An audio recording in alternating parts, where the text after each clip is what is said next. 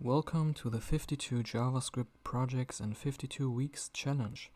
The project of the first week will be change a color on a button click. Alright, so first we will need to create all the needed files. The first one being the HTML file. I will just call mine index.html. Then we need the style.css file. And the JavaScript file, main.js. You can name these whatever you want. It's just important to have these endings .css, .js, and .html. Put all of your files in Visual Studio Code and create the HTML structure. In Visual Studio Code, you have this nice function when you type the exclamation mark and press tab. It will create the whole HTML structure for you. So what we then need is a div. I will just give it an ID of and name it container and close the div again. And we will need a button. I will give it the ID button, close it, and just name it whatever you want. Click me, for example. So now if we open this file up, you will see we have a button which does nothing, of course, and we should have a div, but you can't see it because we didn't style it, and that's what we will do now. So first you need to link your style sheet inside your HTML file. So just type in link rel style sheet and href for the source of your style sheet. Just type in the name you gave your file. In my case it's style CSS. And we will also link our script tag, our JavaScript tag. Just type in script src, which stands for source, and type in your JavaScript file. Alright, now we still have nothing, and now we will style our container. So to style it, we just take the container ID. This is the symbol for an ID in CSS. Type your name, open brackets, and then just give it a height of, for example, 500 pixel and a width of 500 pixels as well, and give it a background color of, I don't know, blue maybe, just so you can see anything. Update it and you can see you have a big blue rectangle. Alright, the button still does nothing. That's what we will work on now. So first we will create a array, just call it colors. Inside this array we will have random colors, for example blue, yellow, black, red,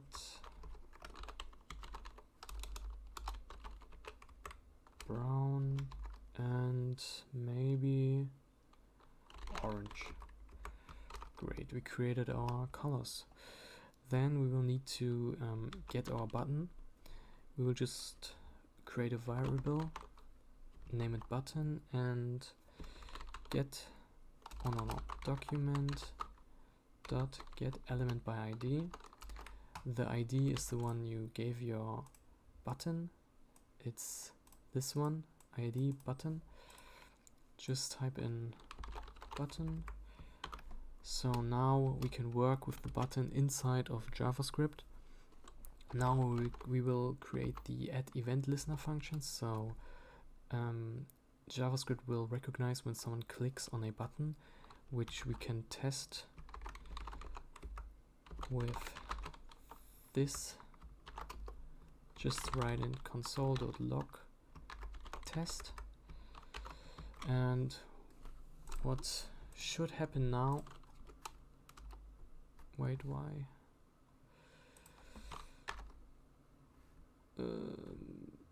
Oh,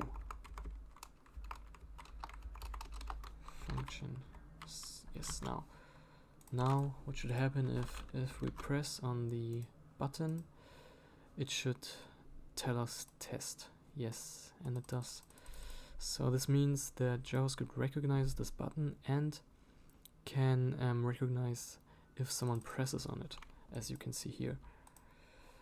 Alright, we will delete this and create the randomizer function. But first, never forget to comment your code. Colors array, get button. You don't really need to comment this out, but I just do it so you can see what happens exactly. Add event listener. Now we will create the random function, randomizer, and we will do this by creating a variable and naming it. You can name it whatever you want, but random color seems fitting. Then you will then you will access your colors array and just type in math.floor and math.random multiplied by your colors array dot length. So what this code does, it randomizes the colors. So for example, math.random is a function which gives you a random number between 0 and 1, and if you put math.floor in front of it, it will round the number. So for example, if math.random gives you a number, for example 5.3, it will round it down to 5. And in this case, the math.random function just picks a random color from our colors.length instead of a number. And then we will get our container so we can style it inside JavaScript. We do it just the same way as we did up here. So just create a variable, for example container, and type in document get element by ID, get your ID from your container, which is container, and then we're almost finished. The last thing is now styling the background and attaching the randomizer function to it. Get your container. So this is how you access your container, and then just type in container.style.background equals random color. It should work and give you a random color, and it does. How awesome. Great, now you can just press and it will always give you a random color. Thanks for watching. If you liked this video, please leave a like and subscribe or comment down below. And if you want to get the source code and build this project yourself or read this tutorial as a blog article, visit my website learn-webdev.com. Link is in the description.